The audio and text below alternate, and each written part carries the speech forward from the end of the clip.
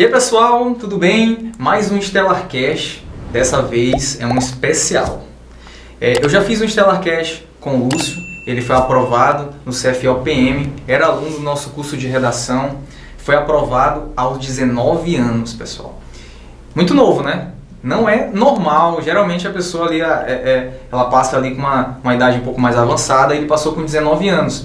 E a gente conversando, né, nos treinos, né, lá pro TAF, ele sempre me falou que ele sempre estudou em escola pública. E vocês sabem a dificuldade de sempre estudar numa escola pública. E eu fiquei mais impressionado ainda, sabe por quê? Porque ele disputou com alunos de escolas particulares, não existe cota. Deixando claro, não existe cota para a escola pública.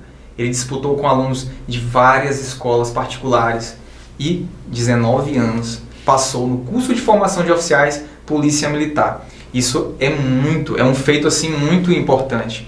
E eu falei para ele, Lúcio, eu queria muito conversar com a tua mãe. Eu queria muito conversar com ela, saber como é que foi a criação, o que ela te falou, cara, quando tu tinha 6 anos, 8 anos, 10 anos, para tu chegar tão novo e passar no curso de formação de oficiais.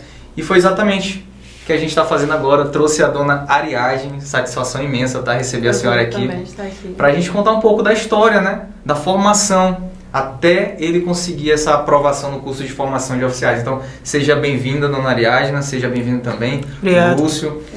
E eu queria saber da senhora, como é que a senhora incutiu na cabeça do Lúcio desde cedo essa vontade de estudar? O que a senhora falava para ele ali quando ele era novo, ali 6, 5 anos, não sei. Como é que foi isso? Essa parte de estudar sempre foi dele. Ele sempre foi um aluno bem adiantado. Sim. Mas eu também muito nova, devido ter eles muito novos, né? Muito nova. Eu deixei de lado meus estudos, não consegui terminar o ensino médio. Mas eu sempre foquei neles, porque eu acho que nós, pais, né, a única coisa que temos a oferecer para os filhos é o estudo, um bom estudo. Mas eu nunca deixei de mão, até hoje ele fala que, assim, o pai dele é o carinhoso e eu sou a preocupada, porque eu sempre foquei, tem que estudar e tá fazendo, não é para mim, é para ti. Tudo que tu vai fazer é para ti, não é para mim. E sempre orientando ele, a gente já passou muita dificuldade, até mesmo para ele chegar agora onde ele está, é mérito dele, entendeu? Ele sempre foi um menino muito dedicado. Para ele conseguir isso aqui, apesar não é só porque ele estava em escola pública, mas ele foi muito difícil, porque nós passamos uma fase muito difícil, né? Mas foi na nossa pior fase que foi o nosso melhor momento. Porque ele dividia entre estudar, tomar de conta de 3 irmãos autistas, para que eu pudesse trabalhar e manter a casa, que eu fui, apesar do pai dele dar muita força para ele, né, sempre me deu muito apoio, não morava comigo, mas me deu muito apoio. Mas eles, lá na minha casa, depois que moraram só eu e os irmãos dele, ele sempre foi meu ponto forte. Minha base, tudo pra mim, entendeu? Assim, que minha direção são eles, e ele sempre foi que esteve ali pra me apoiar e me direcionar. A gente é muito unido, nós somos todo mundo unidos. Quer dizer que, Lúcio, tu tem 3 irmãos autistas, então eu penso assim que desde cedo tu teve esse senso de responsabilidade muito novo, né, cara? De cuidar dos teus 3 irmãos, e tua mãe eu vejo que ela tinha que trabalhar, então tu que ficava em casa cuidando deles. E como é que tu fazia para organizar tudo isso? Cuidar dos teus irmãos e ainda estudar, como é que era isso? Como eu falei pro senhor, que no último podcast que a gente fez, que eu gostava mais de estudar de madrugada, porque geralmente de madrugada era o horário que eles estavam dormindo ali, que eu tinha mais... conseguia me concentrar melhor, mas não é porque eu gostava de estudar de madrugada que de manhã eu parava de estudar. Aí, como eu falei, eu diminuí o ritmo de manhã e de tarde, porque eu tinha que cuidar dos meus irmãos. Aí de manhã acordava, a minha mãe geralmente já tinha saído pro serviço, eu ia lá, ficava um pouquinho com eles, deixava eles brincando e estudava. Aí dava horário de ir pra escola, eu ia, levava eles na escola, voltava, estudava até na hora de buscar eles pra ir na escola. Chegava, deixava eles lá brincando de novo e ia estudar. Até quando eles iam dormir. Aí ia dormir, eu voltava a estudar, estudava até de madrugada, de manhã. Agora eu entendi porque tu falava que sempre gostou de estudar à noite, Sim, né? sim. Porque à noite era o momento que todos estavam dormindo e a casa já ficava mais tranquila. Mais tranquilo, E esse menos momento barulho. te concentrava mais. Sim. Tua mãe falou uma coisa muito importante, que ela fez até o 3º ano dela, né? Ela não teve a oportunidade de fazer uma faculdade. E ela, pelo fato de talvez não ter essa oportunidade, ela colocou em ti essa Sim. vontade, ela incentivava tu a estudar, né? O que tu se sentia pressionado, assim, pela tua mãe, nas falas dela? Não, ou nem um pouco, nem um pouco. Porque, assim, muita gente não tem a opção de estudar, como eu tive, né? Porque, geralmente, quando sai ali do ensino médio, precisa, geralmente sofre pressão dos pais para trabalhar, para ajudar em casa. Mas eu não sofri essa pressão, né? A minha mãe, ela nunca me pressionou, falou que eu tinha que trabalhar, porque estudar, querendo ou não, a pessoa quando está estudando, ela necessita de um tempo ali e trabalhar acaba atrapalhando um pouco, acaba tomando muito tempo, e ela nunca me pressionou assim, disse, não, tu vai ter que parar de estudar para trabalhar e tal. Eu mesmo que ficava me pressionando com isso, eu ficava, não, se eu não passar esse ano agora, eu vou ter que encontrar um emprego, vou ter que arranjar um serviço aí, porque a situação tá difícil. Mas só que da parte dela, nunca sofri esse tipo de pressão. Até porque tua mãe sempre trabalhou, né? Sim, ela sempre sim. trabalhou para te manter, tu ter os estudos, tu ficar em casa, Sim, alimentação e tudo. A senhora trabalha em quê? A senhora trabalhava em quê? Eu sempre trabalhei fazendo faxina nas casas ali. Hoje em dia eu trabalho numa sorveteria. E essa parte que ele falou assim de que eu nunca pressionei mesmo, sempre falei pra ele falava muito em que quando a gente tava mesmo naqueles momentos difíceis, ele dizia não, que ele tinha que procurar um serviço, não, tá dando pra me segurar, continua, vai até onde vai que dá, a gente vai até onde vai que dá. E a senhora fazia bico de faxina? De faxina, tanto é que tá com uns 3 meses, né, que eu parei. Eu trabalho onde eu trabalho 12 por 36.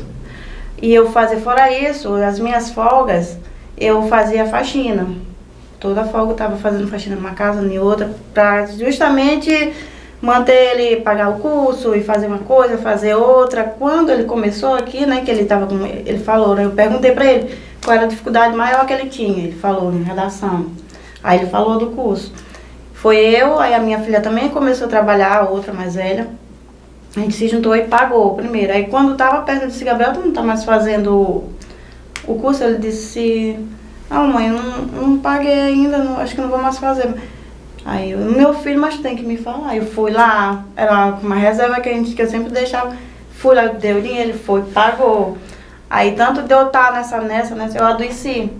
Eu peguei, tipo, um esgotamento físico, porque era muito cansativo. O dia que era pra mim estar em casa descansando, eu tava fazendo faxina. Às vezes eu ia fazer uma faxina, quando saía da faxina, eu ia pro serviço. Aí ficou muito, muito pesado pra mim, que tanto que meu patrão perguntou pra mim o que era que estava acontecendo comigo, porque eu estava era visível o tanto que eu estava cansada. Aí eu fui parar na UPA, porque eu estava muito cansada.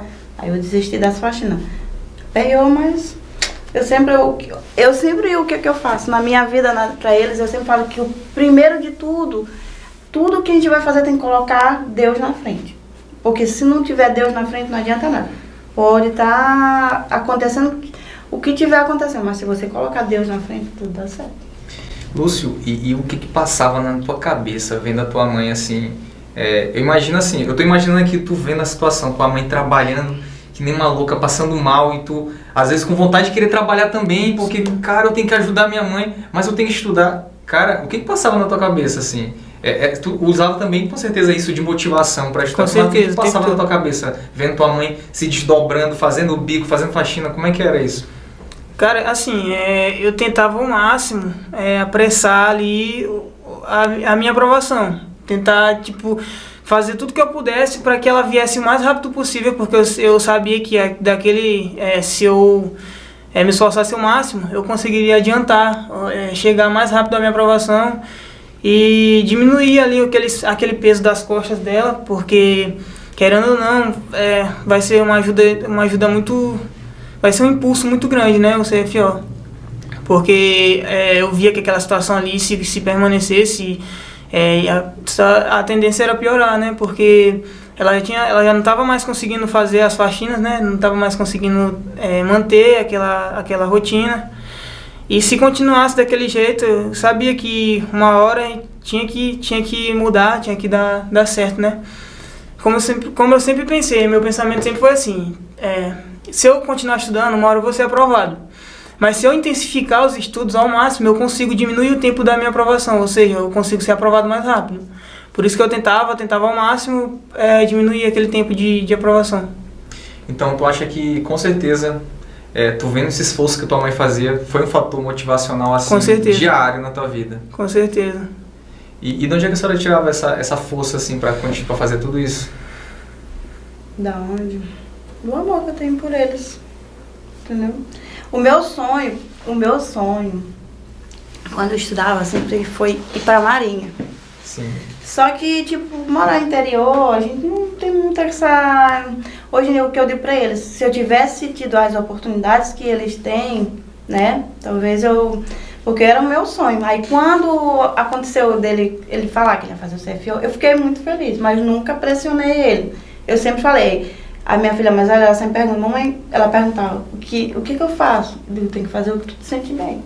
Tu te sente bem. Não adianta você trabalhar numa coisa só pelo fato de você, é um salário bom, é um carro. Não, se você não gostar daquela profissão, você não vai exercer ela bem.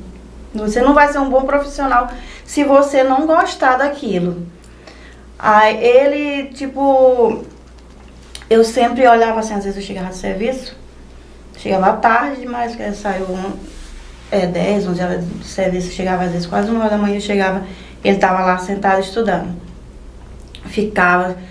Teve um tempo que ele adoeceu, de tanto ele estar lá sentado, aí eu me preocupei muito com ele, porque ele teve um cansaço, eu fico muito nervosa.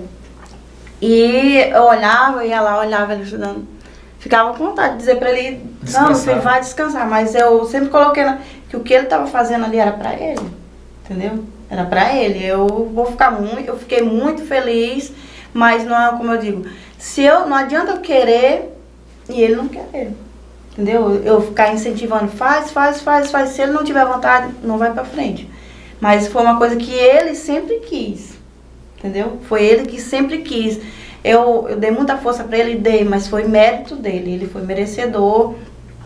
Eu sei o tanto que ele é muito... Apesar de ter 8, são 8 filhos que eu tenho. São 8. A gente tem uma ligação muito forte. A forma que o pai dele é um ciúme do outro, nós ciúme do outro.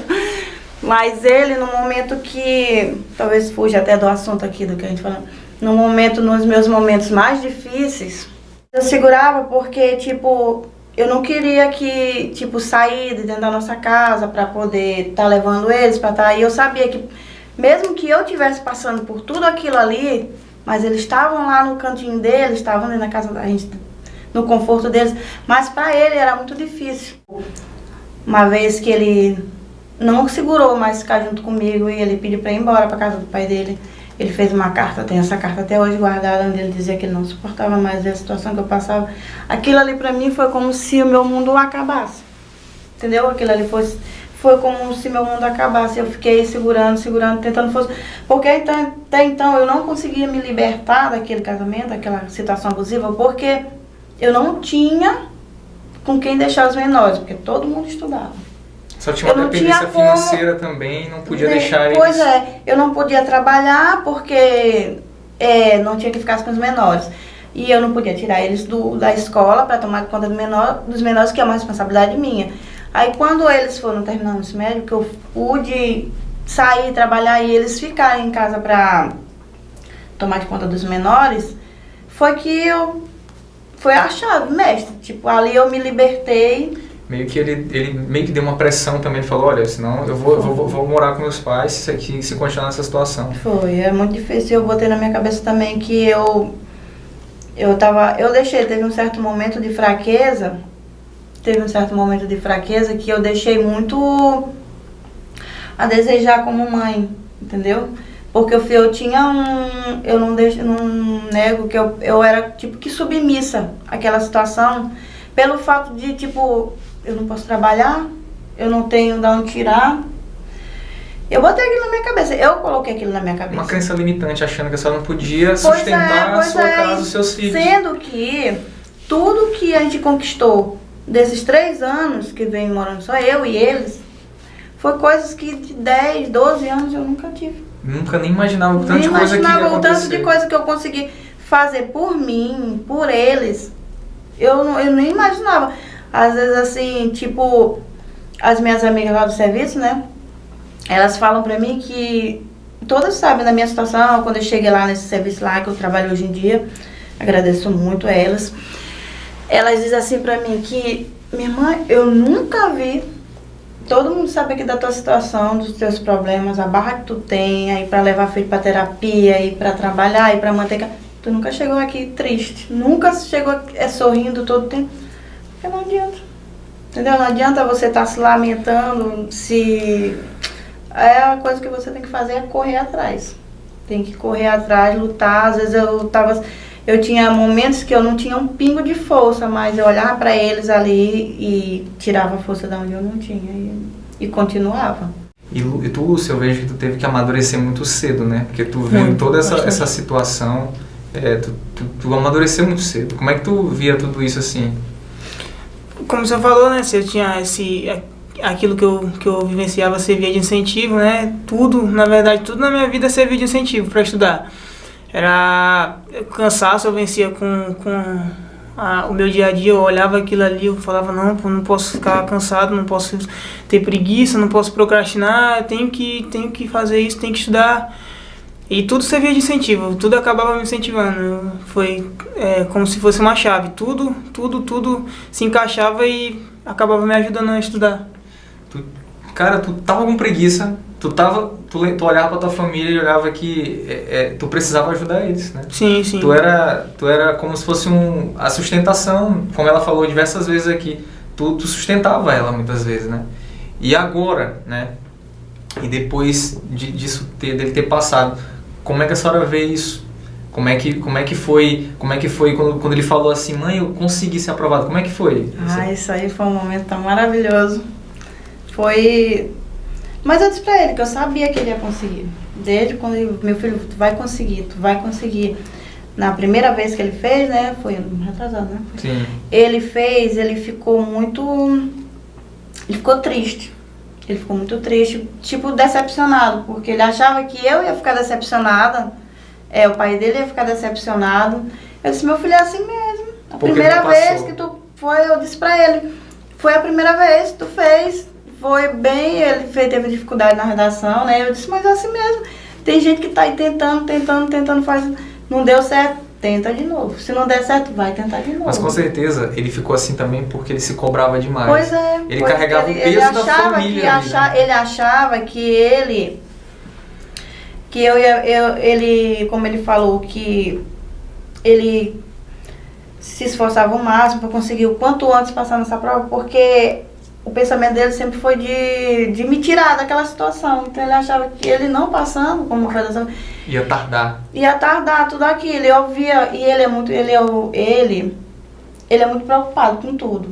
Ele fica nervoso, ele se estressa, ele fica nervoso quando ele me vê triste, ele fica muito preocupado, ele é muito preocupado comigo. Mas eu fui dando força pra ele. Por mais que eu também quisesse que ele passasse, eu fiquei triste por ver ele decepcionado. Não foi porque ele não passou. Porque eu sabia que ele ia passar. Eu digo, meu filho, tenta de novo. Aí foi que a gente conversou. Qual é a tua dificuldade?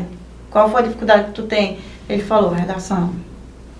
Aí foi que ele falou do curso. Eu digo, então bora fazer. E Lúcio, e como foi, Lúcio? Eu imagino que foi uma dor terrível, né? Quando tu fez a primeira vez. Sim. E passando por tudo isso, né? A tua mãe passando por essa situação, tu tendo que cuidar dos teus irmãos também, e toda a dificuldade financeira que vocês passavam.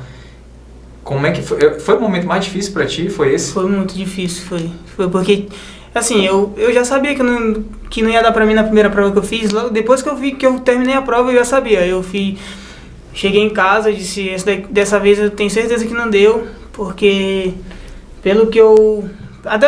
como eu falei pro senhor, que eu não consegui terminar minha redação, não consegui nem desenvolver lá no meu resumo, na hora que eu fui passar a redação a limpo, eu nem tinha terminado ainda de fazer no rascunho, Eu não fiz a redação toda, eu tive que fazer direto na folha de redação, aí eu acabou não saindo quase nada. Deixei a redação pela metade no primeiro ano e eu já sabia que não dava pra mim, mesmo que eu conseguisse na primeira prova, não ia dar pra mim, porque a redação não ficou uma coisa muito boa. Aí quando eu cheguei em casa, já um pouco decepcionado, aí eu falei com a minha mãe, liguei pro meu pai. Aí a gente conversou, ele falou, é assim mesmo, é a primeira prova. Aí eu fiquei bastante triste nos primeiros dias, mas aí depois eu fiquei pensando, né? Tem gente aí que já tá 4 anos, 3 anos tentando. Essa é a minha primeira tentativa e não é agora que eu vou desistir. Aí acho que uns 3 dias depois, porque geralmente a prova é no final de semana, na semana seguinte eu já comecei a estudar. Voltei de novo, a mesma rotina, até mais intensa. Voltei, comecei a estudar e foco na outra prova. Como era o teu canto de estudos, né? E como é que qual é a tua estrutura que tu tinha para estudar? Cara, era assim, no quarto tem uma janelazinha, né? E do lado da janela tinha uma parede. Aí eu coloquei uma mesa de plástico que tinha lá em casa, encostei na parede e pronto, sentava ali e ficava o dia todinho lá. Eu vou postar uma foto, depois eu mando uma foto desse local de estudo que eu tinha uma parede cheia de papel. Vou colocar lá nesse vídeo aqui para vocês olharem. Mostra agora, olha aí, pessoal. Olha essa mesa esse local de estudo dele.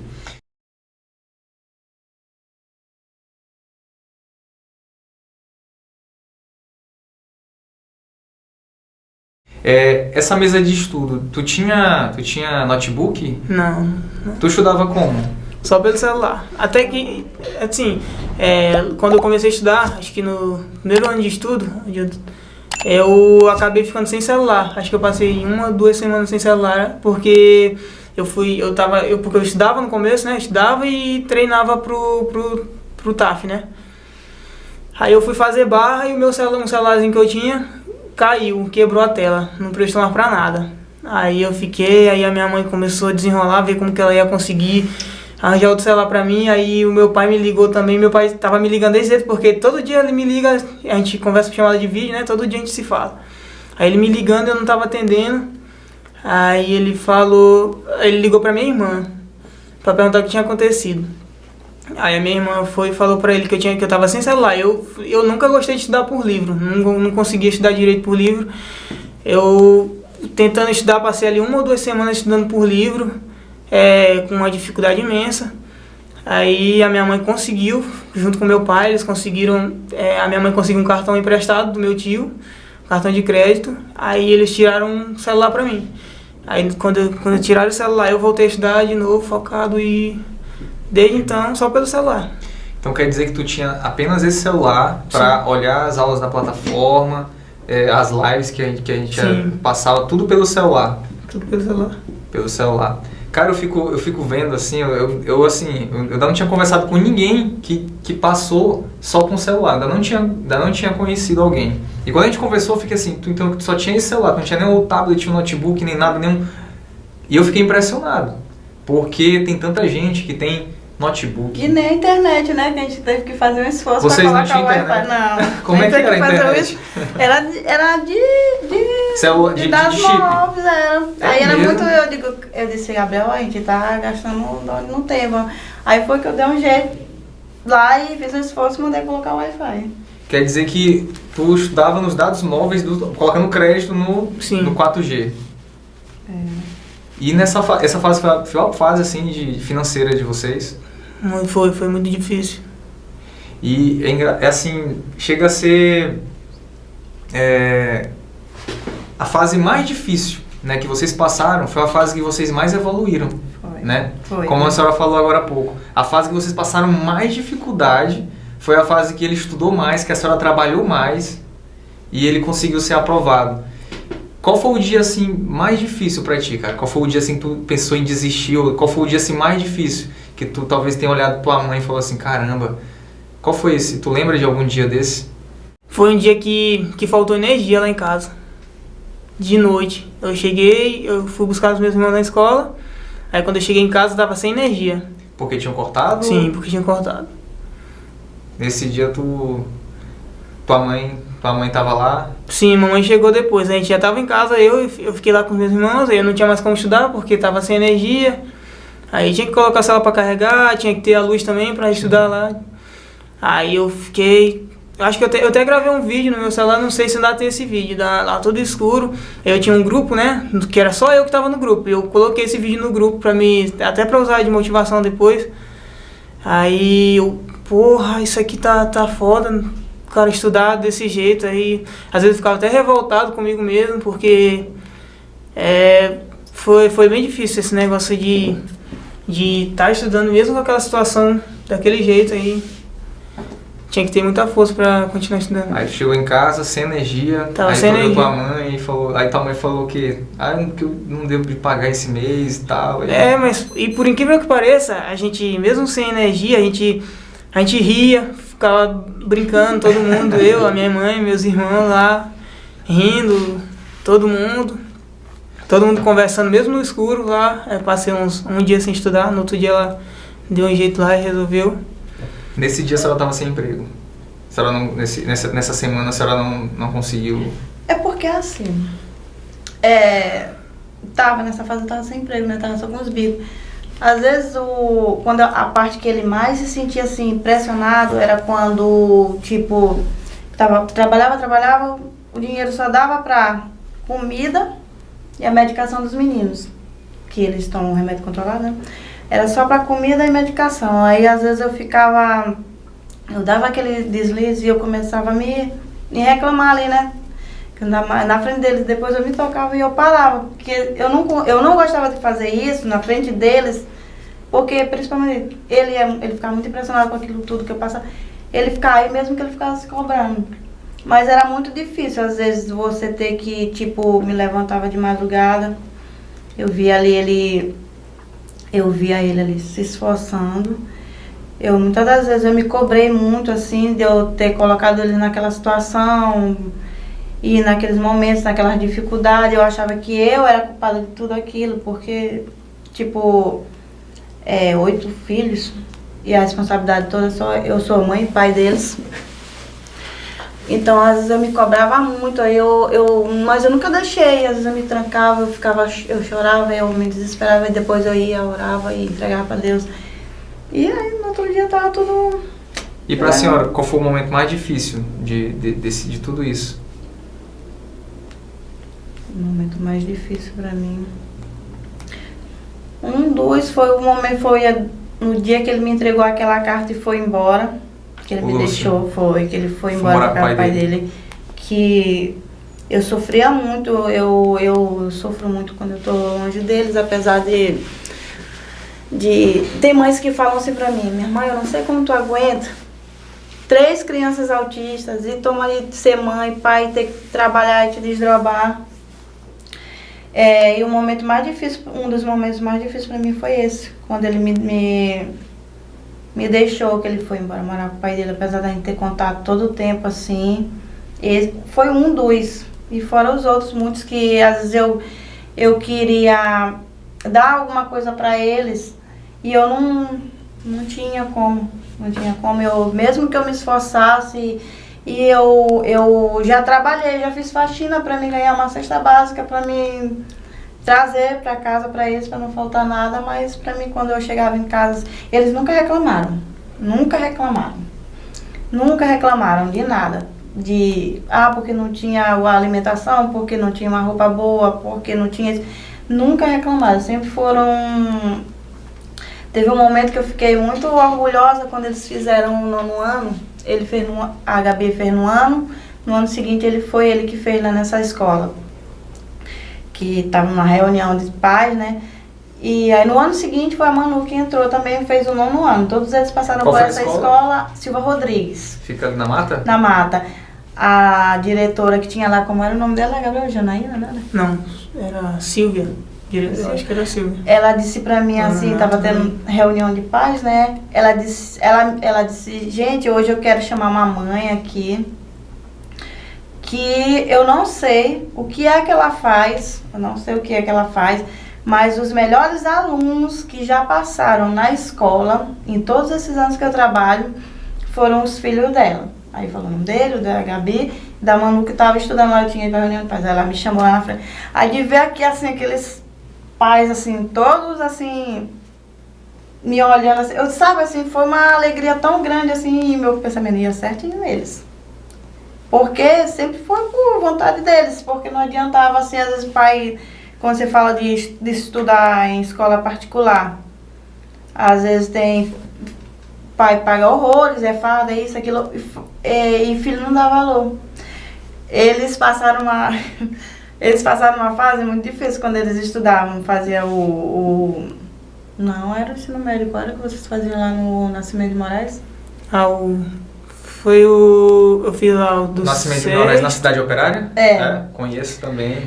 Eles Morava lá iam, na Cidade Operária. eles iam pra escola, ele ia pra escola, às vezes não tinha bolsa, aí eles iam, aí eu falo, hoje em dia a gente conversa sobre essas coisas, serve como a gente sorri muito, né? Porque naquela época de adolescente, né? A gente E eu também naquela dificuldade pra não ter, aí ia no brechó, comprava um tênis pra ele poder ir, e aí ele usava, mas eles ficavam, rapaz, esse sapato é muito... Era uma bolsa, ele usava uma bolsa que ele chegava na escola e eles perguntavam pra ele se ele tava de paraquedas, porque a bolsa era O enorme. bullying lá na Era escola, muito o pessoal... grande a bolsa, mas eu digo, meu filho, vai, tu tá indo pra escola pra estudar, né? Pra tá...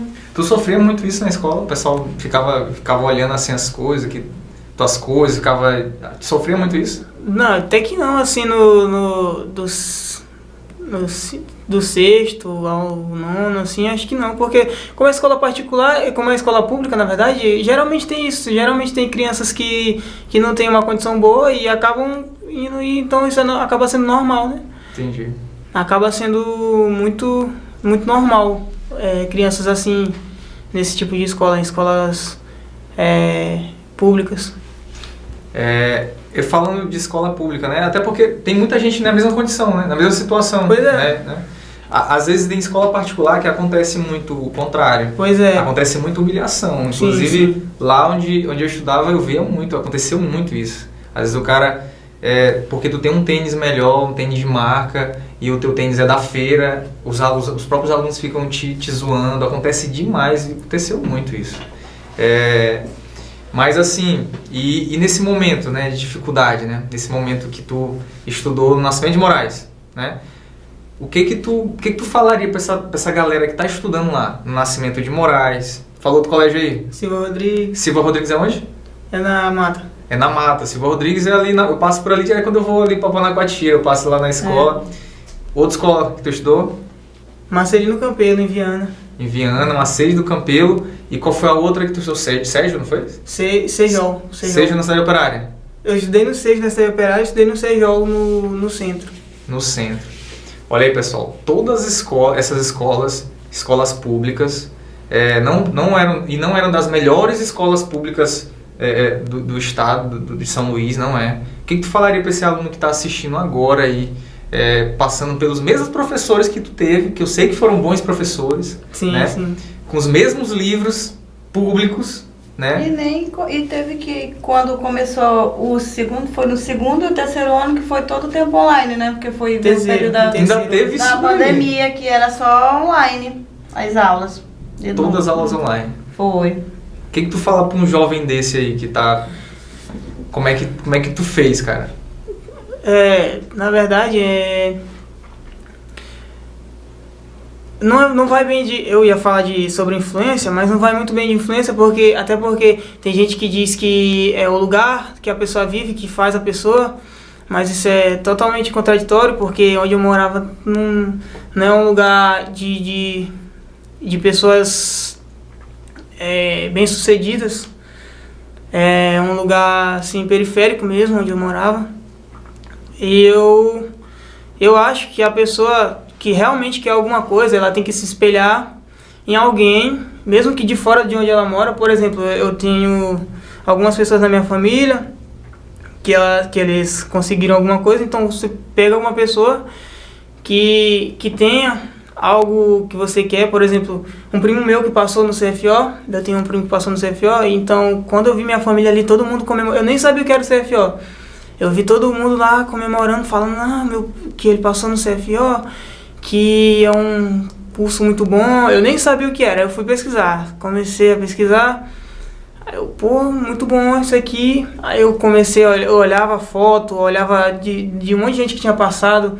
Aí alguns anos depois um amigo meu também passou, eu comecei, olhava, eu me espelhava, eu falava, isso aqui é o que eu quero pra mim.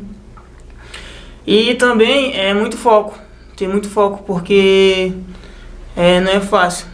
Nada é fácil, desde o começo até o fim da aprovação, nada é fácil. Ele falou coisas assim muito importantes, pessoal. Primeiro, ter referência, né? Sim. Tu teve uma referência que foi teu primo, teu amigo que passou, ter boas referências. Tem outra também, o irmão do meu padrasto, do meu ex-padrasto, no caso, que era o marido da minha mãe. A minha mãe, eu comparava, né, assim, eu comparava ele, o jeito de vida dele. Aí a minha mãe me contou a história dele. Eu quando cheguei na casa da mãe dele lá, do meu padrasto, eu olhava as coisas dele lá, livro, medalha, um monte de coisa. Eu falei, o cara era bom mesmo. Aí minha mãe falou que o meu padrasto saía pra festa, e o irmão dele tava estudando. Aí quando ele voltava da festa, o irmão dele tava lá estudando ainda. Chegava de madrugada, o irmão dele ainda tava estudando. Aí eu falei, poxa, muito bom, cara, isso é muito legal. Aí também eu tenho um outro primo que também estudava bastante, que acontecia a mesma coisa. O irmão dele saía pra festa, ele tava estudando. Aí voltava da festa, ele tava estudando também. Aí eu acabei me espelhando. A minha mãe saía de manhã pro serviço. Quando ela saía, eu tava estudando. Eu ia estudar. Aí de noite, de madrugada, quando ela chegava, eu tava estudando. Continuava estudando. Aí eu acabava... Eu sabia que um dia ia vir. Pois é, eu falei... Um dia tu ia mudar de vida. O irmão do meu padrasto, ele fazia a mesma coisa que eu faço. Ele conseguiu. O meu primo conseguiu. Uma hora vai chegar pra mim também. Aí eu continuei lá. Às vezes também a minha mãe acordava de madrugada pra beber água, pra ir no banheiro, alguma coisa, e eu tava lá, pirando lá em cima sentado na cadeira, com a mesa, olhando. Às vezes também ela pegava até susto, porque geralmente, quando eu estudava, eu terminava tudo que eu tinha que estudar, aí como eu gostava de colar os post-its na parede, né? Aí de madrugada, depois que eu terminava de estudar, eu olhava todos os post-its que eu tinha colocado na parede, um por um. Eu cobria, por exemplo, se fosse de física, eu cobria a fórmula, olhava só o nome e tentava falar pra mim mesmo. Tentar explicar cada papelzinho que tinha lá, eu explicava pra mim mesmo. E isso me ajudou também a memorizar. E ela acabava que ela acordava e pegava um susto. Toda vez que ela acordava, eu tava lá parado na frente da parede, assim, olhando o papel e falando sozinho, repetindo aquilo ali. Meu filho tá ficando doido, né? Tá em pé olhando pra parede. Todo dia eu falava pra ele que eu já tinha medo de entrar naquele quarto. E assim, e como é que foi depois que ele... Como é que foi pra saber que ele foi aprovado? Como é que foi esse momento? Como é que foi assim... passei.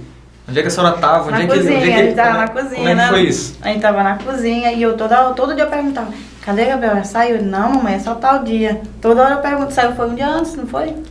Na verdade, eu menti, né? Menti pro meu pai, menti pra todo mundo que ia sair no dia 15, só que o resultado saía no dia 12, porque eu queria ver primeiro, me preparar pra saber como que eu ia falar pra eles. Porque na redação... Porque você não passasse pra me preparar aqui. Porque, mesmo sabendo que no quádruplo eu já tava numa posição muito boa, sim, eu não esperava uma nota boa na redação, porque, como eu falei pro senhor, né? O tempo acabou sendo apertado ali pra mim. Como é que foi? Conta aí, como é que foi a tua redação? Conta aí pro pessoal. Assim, quando eu fui fazer a prova, eu tava até meio gripado nesse dia, não tava conseguindo respirar direito e a gente tinha que usar máscara. Aí na sala que eu tava, ela não contou o tempo. A pessoa que tava lá vistoriando não colocou o tempo no quadro, como eles fazem no Enem. E eu sempre que eu fazia simulados, porque geralmente eu gostava de fazer bastante simulado, e sempre que eu fazia simulado eu contava o meu tempo, eu fazia 5 horas, colocava 4 horas de prova normal e 1 hora, ou então eu fazia 3 horas e meia de prova e 1 hora e meia para redação, para ver se ficava bem apertado ao mesmo tempo. Só que geralmente eu conseguia fazer a prova em 2 horas, a redação na verdade, em 2 horas, em 1 hora e 40 minutos, geralmente assim, o tempo era estourado. Aí no dia da prova ela falou assim, olha, eu não vou poder dizer pra vocês a hora, só vou poder falar quando tiver faltando 1 hora pra acabar, tudo, pra acabar. Aí eu falei, eita, então eu vou ter que terminar a prova bem rápido, e antes que ela fale que tá faltando 1 hora, eu vou ter que ter feito já meu rascunho. Aí ela falou, acho que tava faltando 1 hora, eu tava terminando a prova. Ela falou, olha, tá faltando 1 hora pra acabar. E eu tava fazendo a minha prova, eu comecei, eita, e agora? Ferrou. Aí eu comecei lá o rascunho, peguei tudo que eu tinha aprendido no curso, porque geralmente a professora, ela pegava os temas, né, que a gente tinha, que era colocado pra gente, ela pegava o tema e ela colocava várias coisas que a gente podia usar naquele tema. Não só em contexto histórico, mas também baseado na obra. Ela pegava tudo que a gente podia usar da obra naquele tema. Então eu fiz, e ela fez também, deu alguns macetes, né? Que era pra gente sempre pegar o tema e perguntar, fazer algumas perguntas pra ele. Aí eu falei, só tem 1 hora, eu vou ter que pegar um modelo de redação que eu já fiz, jogar aqui e só tentar sintetizar tudo. Aí eu comecei a fazer pergunta lá pro tema, fiz um resumão mesmo, bem louco mesmo. Aí depois que eu fiz esse resumo, eu comecei a estruturar minha redação, né, bem rápido mesmo. Eu lembro que até a conclusão da redação, eu não consegui fazer na folha de rascunho, eu tive que fazer direto na folha de redação. Direto no papel. Direto no papel. E geralmente a folha a folha da conclusão, aquela parte da conclusão, acaba sendo só a síntese, né, do que foi falado na redação, então deu pra fazer bem de boa. Mas aí, estourado o tempo. Comecei mesmo na pressa, jogando tudo avulso mesmo, só tentando aplicar tudo que eu tinha aprendido e acabou dando certo. Caramba, apliquei. Fez em quantos minutos a tua redação? Mais ou menos em uns 40 e poucos minutos, porque eu geralmente feito, né? Pois eu sempre demoro assim uns 15 minutos para passar limpo. Sim. Então eu tive que fazer ali naquele tempo de 1 hora essa redação inteira, do começo ao fim. E foi estourando, ela falou, terminou, eu tava terminando de fazer a conclusão, né? Ela falou que tinha que soltar a caneta. Caramba, que foi pressão. Sim. E voltando aqui no dia que tu soube que tu já enganou teus pais, né? Botou Sim. 2 dias depois, vai sair 2 dias depois. Como é que foi? Quando tu ficou sabendo aí, tu e agora? Um dia antes saiu a nota da minha redação. Aí eu, fiquei logo feliz, porque eu vi ali, eu já tava no quadro. Aí a minha mãe tava pro serviço. E eu fui olhar o resultado da redação. Só que eu não queria contar pra ninguém, porque geralmente ocorre alguns erros, né? Aí, por exemplo, eu vi minha nota lá 9, tirei 9 na redação, tava esperando um 6, um 7,5. Aí eu falei só pra minha irmã tava em casa, eu falei pra ela, tirei 9, aí a gente ficou felizão também lá. Aí a minha mãe chegou. Aí eu nem quis assustar ela, mãe, eu tirei 9 na redação, mas só que... Já foi logo dando uma quebrada. Não tá certo, não é certeza que esse resultado é da minha redação mesmo. Aí saiu no outro dia, eles me mandaram a lista, eu chamei ela pra cozinha, a gente tava tomando café. Aí eu chamei, mamãe, vem olha aqui que eu já vou abrir a lista aqui do resultado. Aí na hora que eu abri, eu passei, comecei a gritar e ela começou a berrar também, toda se tremendo. Aí ligou pra minha avó, pro meu pai, minha tia, meu tio, todo mundo chamado de vídeo. A galera lá de Viana. Todo mundo. Aí ela comprou foguete, meu pai comprou foguete, todo mundo, eles tocando foguete lá em Viana e a gente tocando foguete aqui. Alegria imensa. E a senhora, como é que foi receber essa notícia assim? Foi maravilhoso, eu do coração não tenho problema não, porque foi muito, eu pulava, mas todo tempo agradecendo, meu Deus, muito obrigada. E eu disse pra ele, todo tempo falando, eu sabia, meu filho, eu sabia que tu ia passar, eu sabia, eu não te falei que tu ia passar. E ele feliz demais, aí, conversando com o pai dele, porque eles são muito, todo mundo é unido, apesar de a gente ser separado, né? A gente é muito unido, ele, a esposa dele, a gente, todo mundo é unido e todo mundo conversando e comemorando. Foi uma alegria imensa. Mais uma das alegrias que ele sempre me dá. E agora a senhora vendo, né, o filho da senhora, sabendo que ele já está bem encaminhado, que ele vai ter uma carreira próspera, com uma carreira bem definida, né, seguindo essa carreira militar. Assim, como é que a senhora se sente ver que ele está bem encaminhado assim na vida? Eu me sinto orgulhosa de mim mesmo. Saber que eu não falhei, porque até mesmo ele nunca me deu trabalho, eles nunca me deram trabalho, nenhum. Nunca tive dor de cabeça, só uma vez. Na escola, foi no primeiro ano, no Sejal, foi no segundo ano. Ele começou a querer que aqui... Não, eu fui na reunião de pais. Ah, não sei, eu não sei. E eles sempre foram assim, eles sempre foram de me contar tudo, porque eu tinha uma estratégia com eles de primeiro. Se ele fizesse uma coisa errada, a outra encobrisse e eu descobrisse, quem apanhava era quem estava alertando. Então eles contavam tudo, se ele fizesse uma coisa, a outra vinha me contava, ele mesmo já chegava e contava. Ele sempre foi correto, muito correto, ele nunca gostou de injustiça. E acontecia até mesmo na sala de aula, acontecia as coisas e ele me contava. Eles tudo me contavam. Aí eu cheguei, nesse dia na reunião de pais, a professora disse, você que é a mãe do Lúcio? Eu pensando que ela é acostumada a chegar e receber só elogio, né? Não, porque o Lúcio sempre sentou aqui na frente e agora ele senta lá atrás e não presta atenção na aula e é conversando e não sei o quê, umas gargalhadas. O quê?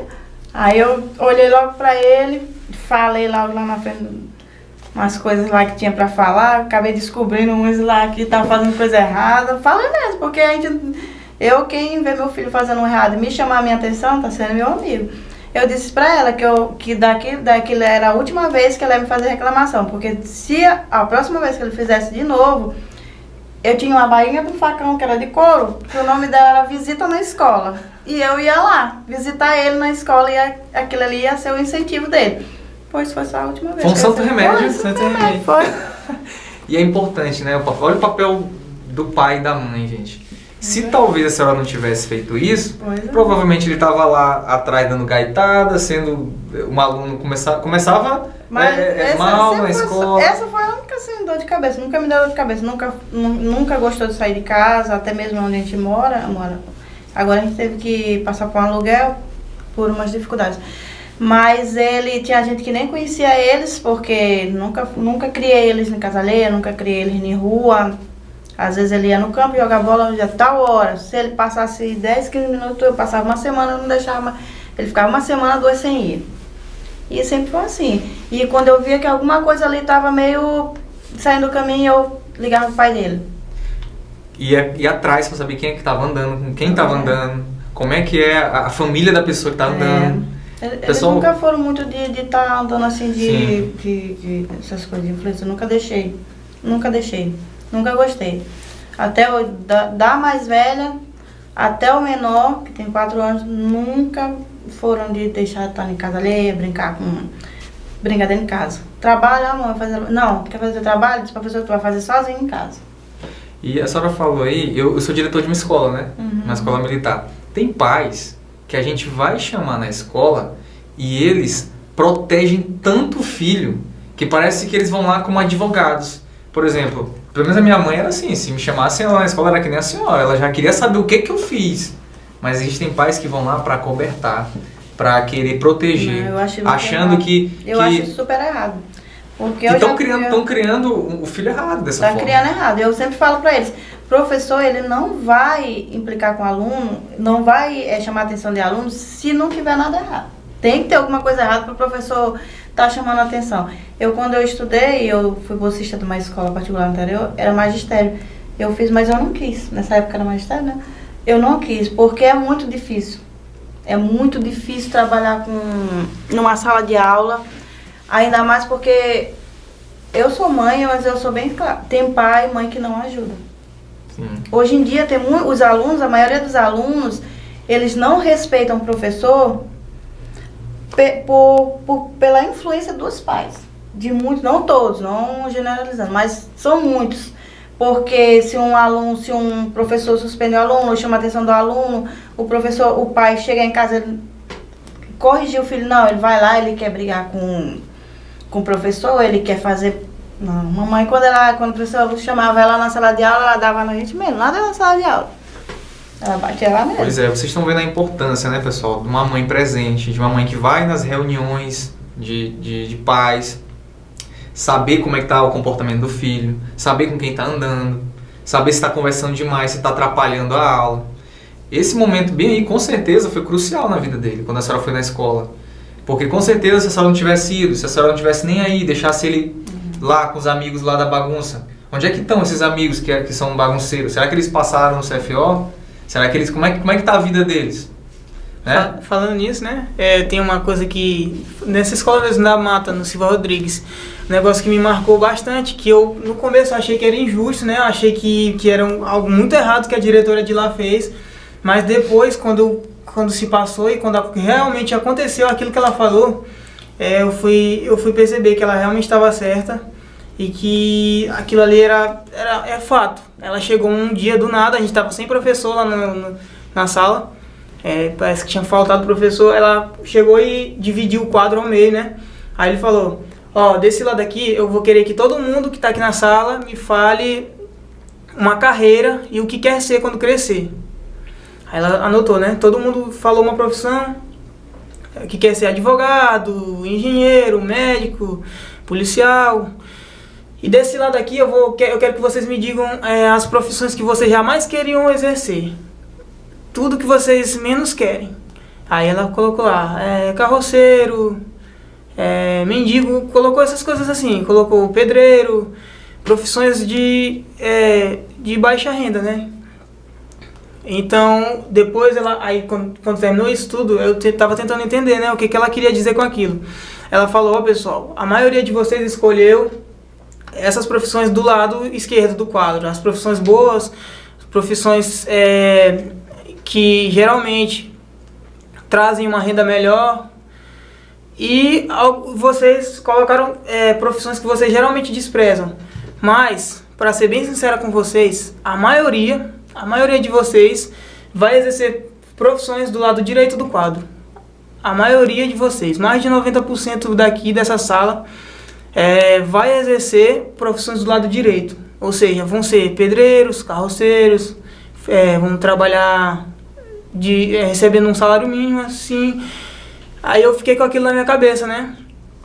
Fiquei com aquilo na minha mente, nunca esqueci. Desde o 9º ano eu tenho isso na minha mente. Aí, depois de um tempo, eu reencontrei com algumas pessoas que estudaram comigo, né? Naquela escola. E realmente, tudo que ela disse se concretizou. Tudo verdade.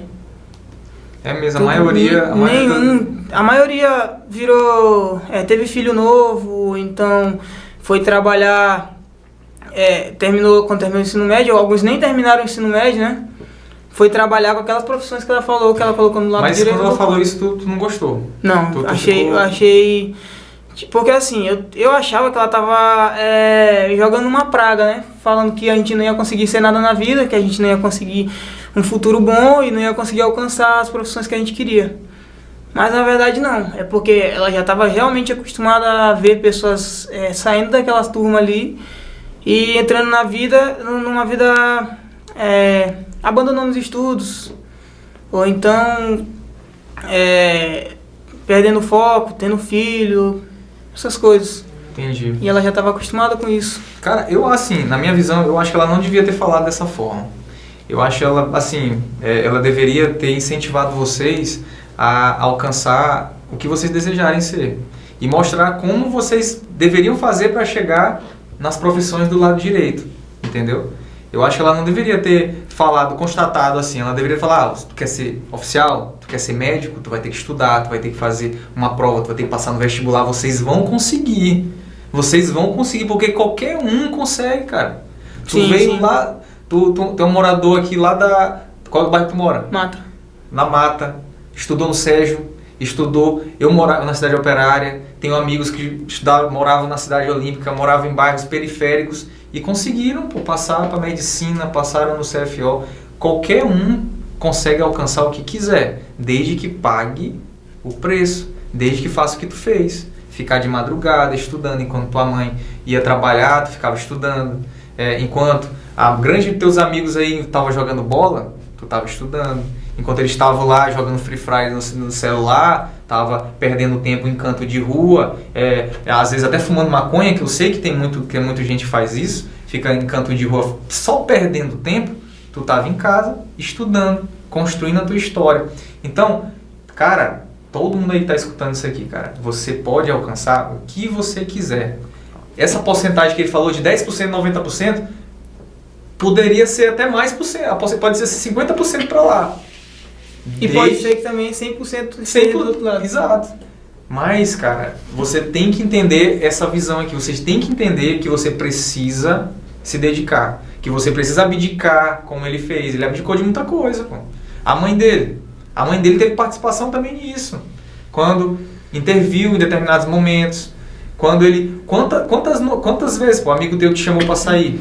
Te chamou pra ir ali rapidão, jogar uma bola, bora ali rapidão. Aí rapidão, pô, jogar uma bola bem aqui no canto e tal, não sei o quê. Vamos lá, pô. Aí tua mãe não deixou, tu ficava puto com a tua mãe. Pô, a mãe não deixou sair pra canto nenhum, pô, e tal. Eu não tenho amigo aqui e tal. Mas é porque ela sabia onde tu queria chegar, onde é que tu poderia chegar. Ela sabia que aquelas amizades talvez não iam te dar futuro nenhum. Entendeu? Então, assim, eu acho que qualquer pessoa consegue alcançar o que quiser, desde que ela pague o preço, que ela corra atrás, que ela se dedique para isso, entendeu? E eu queria também parabenizar a senhora, porque não é fácil, eu sei que não foi fácil, nada fácil, tudo que a senhora passou, com certeza, assim, foi assim, a senhora deve ter sofrido demais, o Lúcio deve ter sofrido muito vendo a senhora passando por tudo isso, e não foi fácil, mas com certeza todas essas dificuldades que vocês passaram aí no caminho deixaram ele mais forte. Foi usado como motivação. Eu sei que muitas vezes ele estava cansado, doido para dormir, 2 da manhã. Eu sei que tu estava com sono, falava assim, porra, tal. Mas tu lembrava que tua mãe ainda não tinha nem chegado, tal, ou talvez estava chegando, estava no trabalho ainda para trazer comida para casa. E às vezes quando ela vinha do serviço, ela já vinha com energético. Pra te ficar mais um pouquinho. Sempre porque a primeira vez eu pedi, acho que umas 2 ou 3 vezes eu cheguei a pedir pra ela, mãe, quando a senhora vier do serviço, traz um energético pra mim, traz logo um energético. Porque eu às vezes batia o sono, eu tomava bastante café, aí quando ela trazia energético eu conseguia ficar bastante também. Ficava até de manhã, até 7, 8 horas da manhã acordado. Aí ela trazia energético. Aí depois que eu parei de pedir, ela começou a trazer automaticamente. Ela já trazia, né? Ela vinha do serviço, trazia energético e eu ficava lá. Cara, olha que doideira, viu? Tem uma coisa que eu sempre falava, sempre falei pra ele. E até mesmo para minhas amigas no serviço, a gente conversa, que eu incentivando ele a estudar, estuda, meu filho. Quando a gente quer alguma coisa, tem que estudar, correr atrás. Porque todos os nossos atos, eles têm consequências. Se você andar no caminho do mal, você vai ter a consequência daquilo ali, daquele caminho que você andou, daquela atitude que você fez, que você teve. Se você fizer coisas boas, você tudo que você planta, você colhe. Colheu o bem, você tem o bem. Se colheu o mal, você vai receber o mal. Então eu sempre falei pra ele, meu filho, procura andar no caminho do bem, procura fazer as coisas certas, porque todos os nossos atos, eles têm consequências. Eu passei muita coisa errada, muita coisa difícil aconteceu, mas muita coisa foi devido aos meus atos. Eu estava sofrendo as consequências de certos atos, escolhas erradas, dos atos que eu tive. Mas eu era consciente. Quem tem que ser consciente se está errado, você tem que ser consciente do que você tá errado. E procurar sempre fazer o certo. Eu sempre falei isso para ele. Pessoal, queria agradecer a presença de vocês aqui. Lúcio, obrigado e parabéns pela aprovação. Obrigado pela participação aqui também. E parabéns pela criação que você deu aí, o Lúcio. Satisfação imensa poder compartilhar essa história aqui linda, que eu tenho certeza que inspirou muita gente, cara. Muita gente.